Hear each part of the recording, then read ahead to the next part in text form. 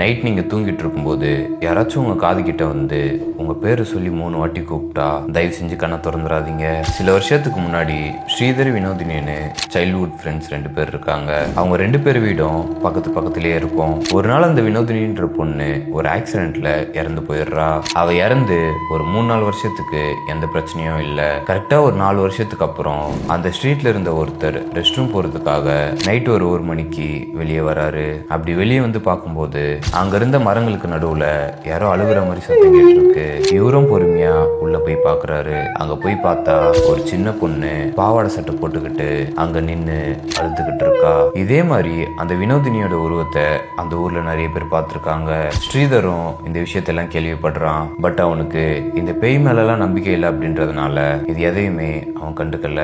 ஒரு நாள் நைட் ஸ்ரீதர் அவங்க வீட்டு மொட்டை மாடல படுத்து தூங்கிக்கிட்டு இருக்கான். அப்போ திடீர்னு நைட்டு ஒரு 12-1 மணிக்கு பயங்கரமா நாய் குலைக்க ஆரம்பிக்குது.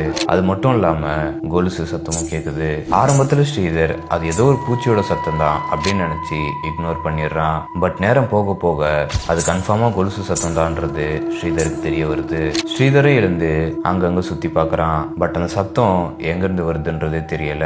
இப்போ ஸ்ரீதர் பொறுமையா திரும்பி வினோதினி வீட்டு பக்கம் பாக்குறான். அப்படி பார்க்கும்போதுதான் அவனுக்கு ஒரு விஷயம் தெரியுது. என்னன்னா அந்த கொலுசு சத்தம் வினோதினியோட வீட்டை சுத்தி தான் வந்துகிட்டு இருக்கு. இப்போ ஸ்ரீதர் இதை பத்தி நாம எதுவும் பெருசா யோசிக்க வேணாம், அமைதியா போய் படுத்து தூங்கிடலாம் அப்படின்னு முடிவு பண்ணி போய் படுக்கிறான். இவன் படுத்து கொஞ்ச நேரத்திலேயே அந்த கொலுசு சத்தம் ரொம்பவே அதிகமா கேட்க ஆரம்பிக்குது. இப்ப கரெக்டா அவனுடைய காது கிட்ட வந்து ஸ்ரீதர் ஸ்ரீதர் இதை கேட்டதும் அவன் அலறி போய் கண் முழிக்கிறான். இப்ப அவனுக்கு முன்னாடி அவன் சின்ன வயசுல பார்த்த வினோதினி நின்னுக்கிட்டு இருக்கா. இந்த டைம்ல ஸ்ரீதரால அவனுடைய உடம்பையும் அசைக்க முடியல, கத்தவும் முடியல.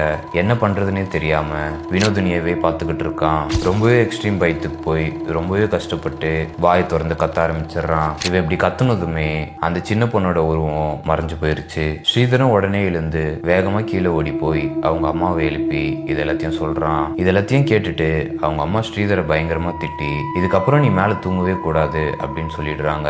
சோ இப்ப நீங்க சொல்லுங்க, நீங்க என்னைக்காச்சும் நைட் தூங்கிக்கிட்டு இருக்கும் போது உங்களுடைய காது கிட்ட வந்து யாராச்சும் உங்க பேரை சொல்லி கூப்பிட்டா நீங்க எழுந்திருப்பீங்களா? கமெண்ட்ல சொல்லிருங்க. அண்ட் இது நம்ம ஃபாலோவர்ஸ் சொன்ன ஸ்டோரி தான். இதே மாதிரி ஹாரர் இன்சிடென்ட் எதனா உங்களோட லைஃப் நடந்திருந்தா என்கிட்ட ஷேர் பண்ணிக்கோங்க. தென் இதே மாதிரி நிறைய ஹாரர் ஃபீலிங்ஸ் எக்ஸ்பீரியன்ஸ் பண்ணணும்னு நினைச்சீங்கன்னா மறக்காம ஃபாலோ பண்ணிக்கோங்க. தென் அடிக்கடி பேயை பத்தியே பேசிக்கிட்டு இருக்கிற உங்களுடைய ஃப்ரெண்டுக்கு இந்த வீடியோ ஷேர் பண்ணிருங்க. ஓகே, பாய்.